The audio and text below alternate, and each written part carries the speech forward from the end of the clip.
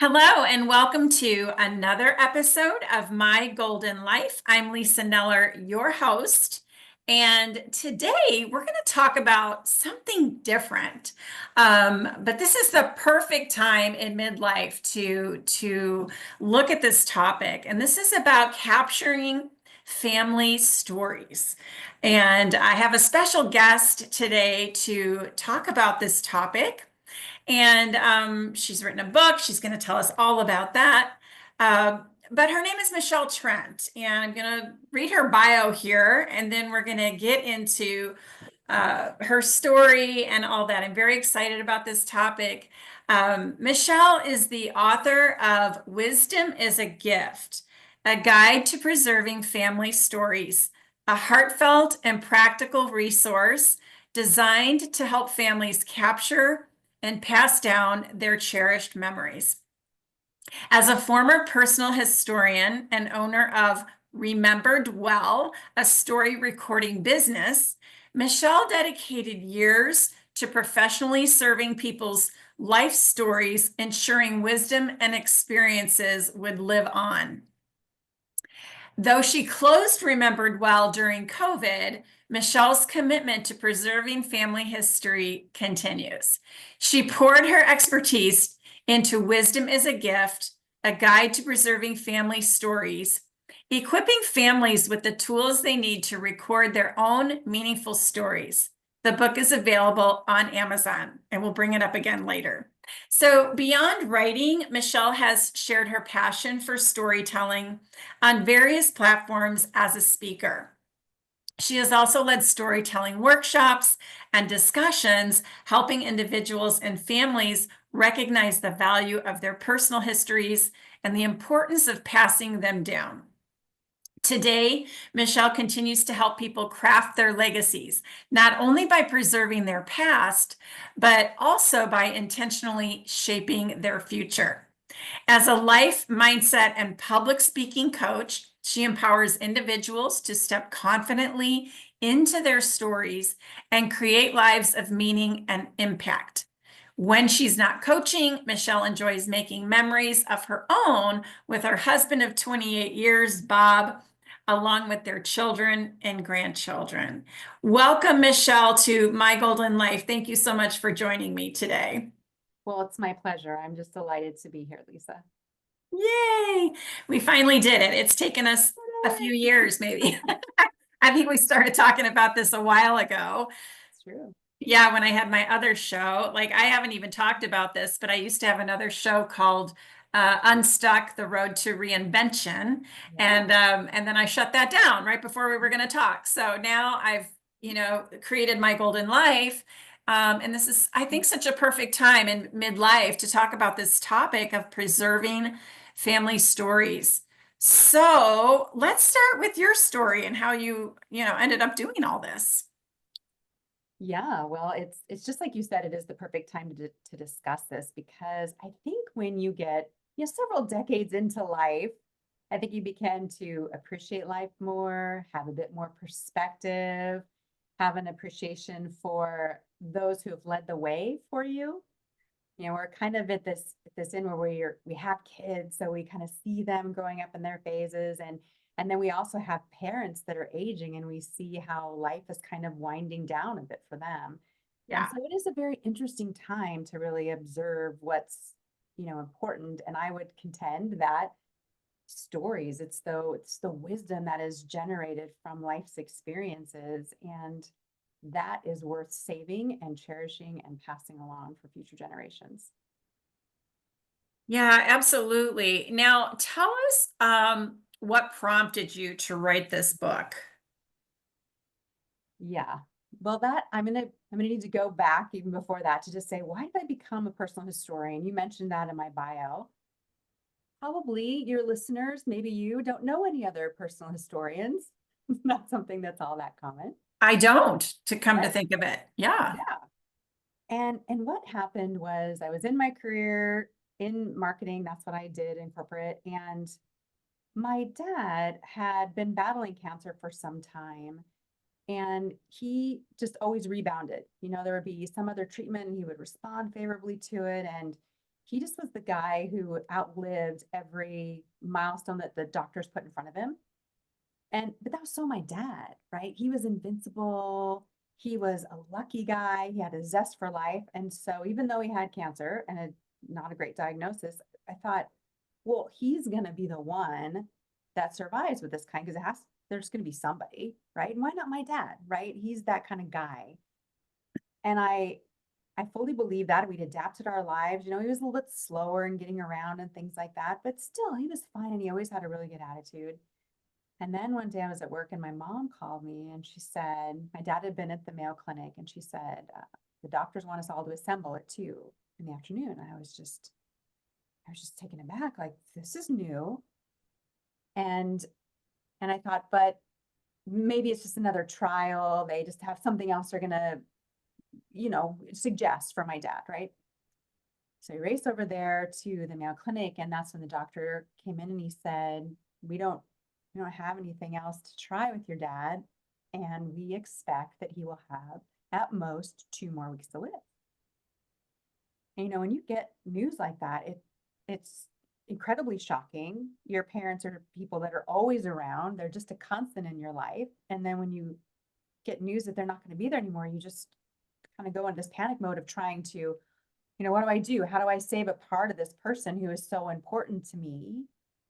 He's slipping away, and in very real terms, he's not going to be here. And that's when my husband actually had the idea. He's like, let's record your dad. Let's go in and let's try to capture all of his stories. Let's try to save whatever piece of him we can. And I was kind of hesitant about it. I'm like, I don't know, is this the right time? And I asked my dad, would you be interested in this? And typical in his fashion, his face just lit up as much as it could. And he was like, yeah, he wanted to give some meaning to his life. He wanted to live on. He wanted to provide that gift to myself and his future great grandchildren that he would never meet. And so that's what we did. And I recorded my dad. I went in every day, and for the times that the ability that he was capable to share his stories because he was on so much medication. And I asked him every question I could think of, Lisa. I had him tell me every story he remembered, and we just recorded it. And it's through that experience, it was so precious to me and continues to be. And it was so meaningful to my dad. There's something about looking back, and this as a coach, when you can look back on something, you can make sense of it in a way that it's hard to see when you're going through it. And that's what I've come to realize now through doing all the research, like this life reminiscence is really a thing that is often used to help people just come to terms with things, come with peace. It gives them endorphins, like warm feelings about their life and their experience. So after doing that, I thought, oh my gosh, everyone needs to do this. And they're not. So I became this one person crusader, right? I wanted everyone to save their stories. And then I found out that there was this society of personal historians, and you could join that. And I did. And then I became very intentional I left my job. I started the business, Remembered Well. And that's what I did then for several years, right up until COVID. And I would just go to people's homes. I would sit down and I would just ask them questions. I would record their stories. Then I would edit it together into this just beautiful audio narrative that then their families could have and that will last for generations, much after the person sadly passes away. So hopefully that answers your question about, why I did what I did. And then once COVID happened, as I said, people weren't welcoming someone into their home to meet with their elderly relatives during the time of COVID. Right, right. Wasn't a For great sure. business model. And so I Yeah. thought, I'm going to take everything that I learned, I'm going to put it into this book. And that's what I did. I wrote Remembered Well, or excuse me, Wisdom is a Gift. It was a guide to preserving family stories. And I just put all my knowledge into there. This is how you do it. This is what you need to think through. These are the questions you need to ask. This is how you need to set it up so that people who might be thinking, oh, I want to do this, but I don't know how, Yes. this book, and they'll be like, I know how, and I'm going to do it. Yeah, because I think, I think I had shared with you that we decided to interview my mother-in-law, who at the time was probably 90, 92. I can't remember. She's 97 now Mm-hmm. and still living. Um, but we did this whole video interview and she got she was self-conscious because she wasn't used to being interviewed Yeah. for anything, now that I look back, I think, well, is there a better way to do this? Like what Mhm. other ways can you, because I don't have your book in front of me and I don't Right. have the steps, but can you just give us like one idea of what would be a great way to start? Hmm. Um, besides maybe setting the intention. Yeah, I think one thing is just letting the person that you love know that you're interested. Because sometimes people just think, oh, they don't care, they don't want to know my stories, and just let them know that you do and that you find them to be valuable and they're precious and you want to save this. You want to save their stories. You want to capture their wisdom because you love them so much. So let them know that. But then, as I mentioned, I recorded my dad, not video recording, by the way, Right. all audio. And when I transitioned to do a business, I only did audio. And it was very purposeful because I had a lot of people ask me, they go, oh, I have an idea for you. Why don't you do video? That would be so much better.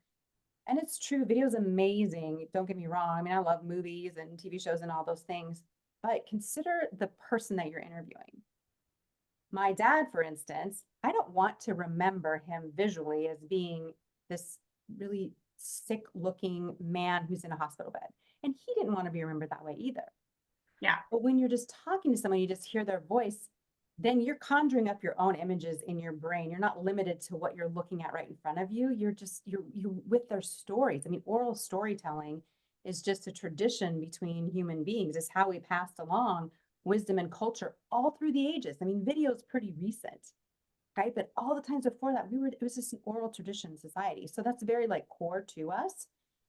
And once again, it doesn't, maybe your mom felt self-conscious, as I know my mom would have too. They don't look like how they once did, and they don't want to necessarily be on camera. But you probably know this as well. If you talk to somebody and you're just talking to them, no video camera, no recording at all, and you're just like, tell me your story.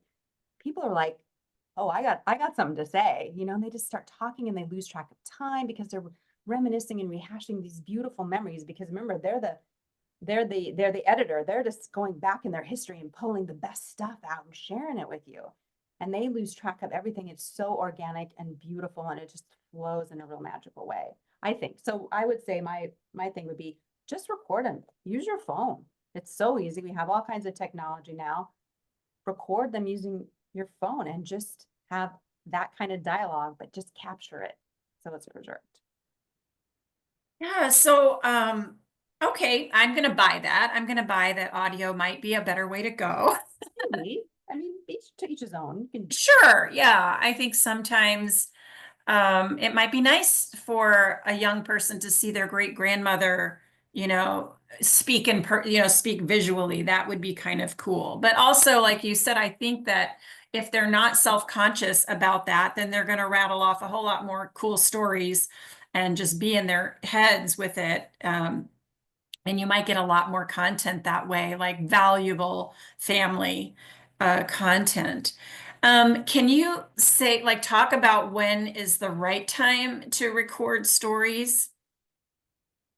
Yes. Is there a right time? Today. Today is the right time. Today.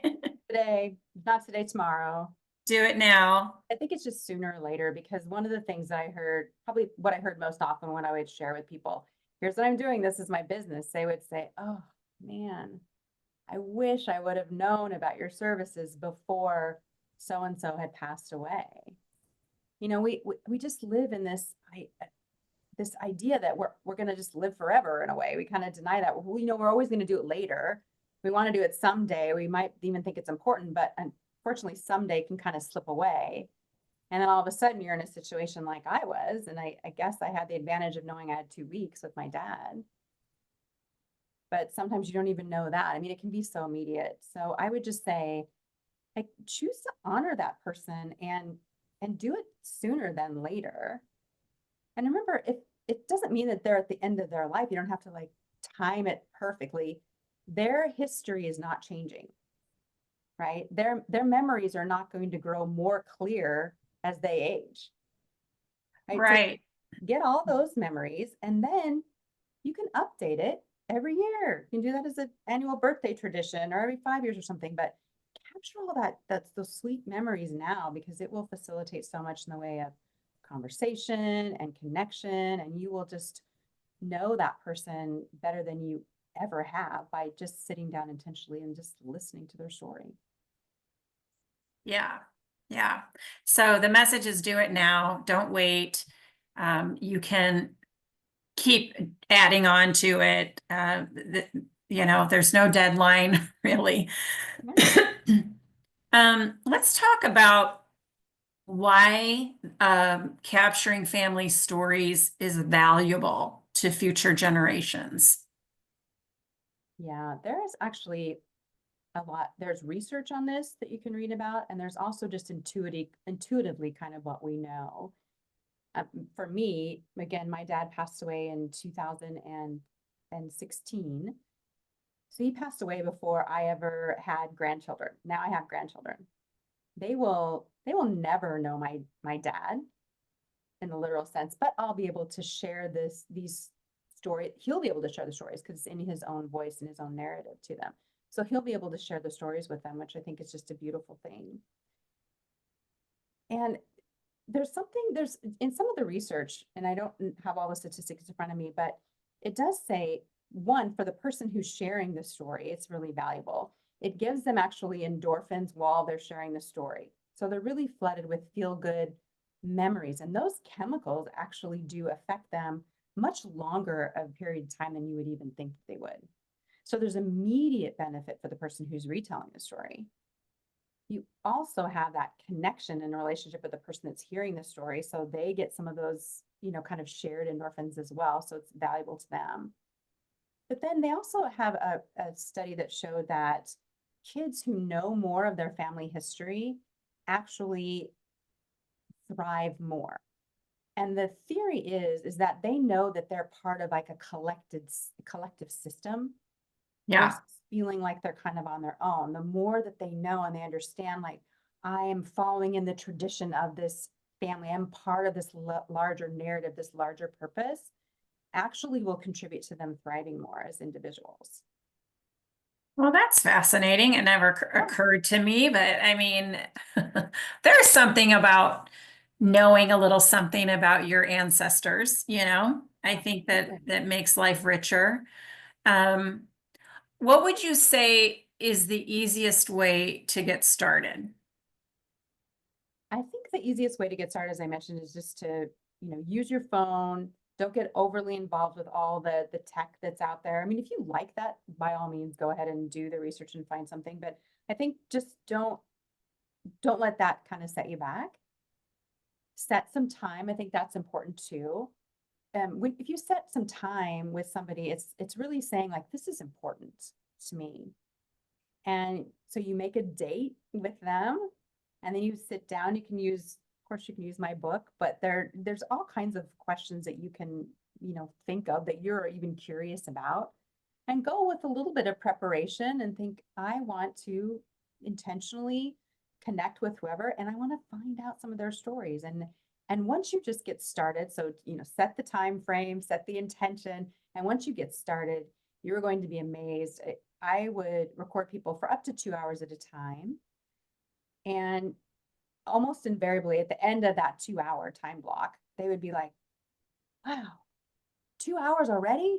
I can't believe it. That went by so quickly. I'm like, yeah, because you're just reliving again the highlight reel of your life. It's amazing. It is amazing. People do like to talk about themselves. There's no doubt about that. And then also knowing that you're sharing your legacy with someone is also very cool. Um, and for those of you who are out there who are listening, Michelle's not doing this anymore as a business. So take over and go out there and record some people. And you charged money for that, I imagine, because you had time invested and you had to do the editing and then you had to provide the recording, the finished product. So it's a business. Mhm. Um, but if you want to get started and you want to learn how to do it, Michelle's going to tell you where to find her book. Let's talk about the title of the book again. Mhm. And Here it is. So it's Wisdom is a Gift, a guide to preserving family stories. You I can see love this is it. what it looks like. You can find it on Amazon, of course. What can't you find on Amazon, right? And the book is done in 3 parts, actually. So the first part is relates stories of my dad. It's kind of like honoring him, but it's also the reason I did it is I wanted families to see like all the threads that you can connect when you're having these discussions with somebody and asking them to tell their story. All the lessons, the larger lessons that you can take and pass down traditionally from generation to generation. So you can see that in the first part. But the second part is all the how to. Like here's what you need to think through. This is how you need to do it, how steps 1, 2, 3, 4, 5. And then the last part of the book, the third part, is just a series of questions, questions after question after question. And those are organized too in sections. I'm a very organized kind of person. So there'll be, you can pick and choose. Like you might want to find out about their early years. You might want to find out about how they raised a family, how they did in business. I mean, there's so many different categories of someone's life.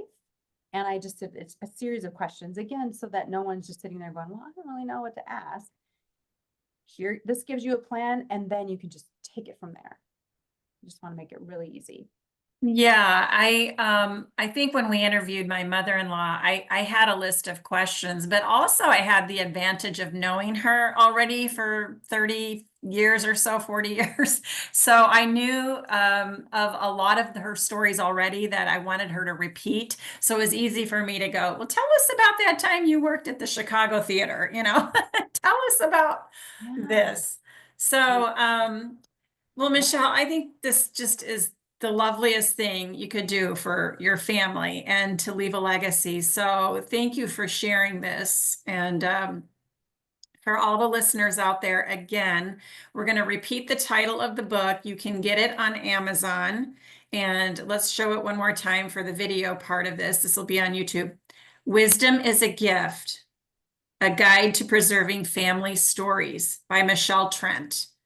And I think that you're going to love this. You're going to love doing it and sharing it. And who knows, maybe you'll become an entrepreneur.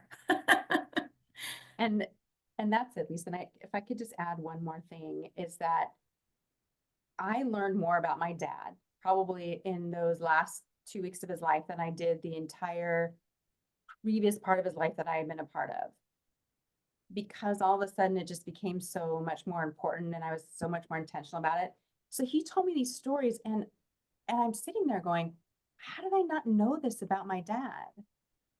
And if I wouldn't have taken that time to ask and he wouldn't have been so gracious with answering, I never would have known. And there's this Native American proverb that goes, when an elder dies, a library burns to the ground. Oh, wow. It's so profound that people take all that memory, all the valuable life lessons and wisdom with them. If you don't do something to check out those books from the library and end up, preserving them as part of your own experience. And again, when you grow up with your parents, and this is interesting, you see them as a child sees their parent, right? And being able to record them later on in life, you can then see because they're going to share with you as they were with the kid. Your shared experience is going to be different because you have a perspective, but they have a very different perspective as the parent. You will just learn so much about your family members when you take the time to do this. And if you don't, it's going to be lost. I'm just passionate about it. I think everyone should do this absolutely as soon as possible. Well, you certainly inspired me. So, my stepmom lives in Texas, and I'm going there in November. And I hate to wait, but I'm probably going to wait until November. And because my son is going to come with me this time, and he's the broadcast guy. He's the guy that has the technology, and he might have fun doing it with me. Yeah. He's the one that recorded my mother-in-law, but he used video at that time. But anyway, you've inspired me, and I hope everybody else is inspired because it's such a cool thing. And yeah, so leave some beautiful memories behind for your family. And thank you, Michelle, for sharing your wisdom with us and your book and all the information. Well, you're more than welcome. I appreciate having the platform and the ability to maybe inspire some other people to do this too. They, you will for sure not regret doing it, Yeah, but you will likely regret not doing it. there you go. You will not regret doing it, but you may regret not doing it. Yeah. So, all right, well, we're at about the end of our interview. Thank you again, Michele, and thank you, audience, for listening. And we'll see you next time on My Golden Life. Thank you. Yes.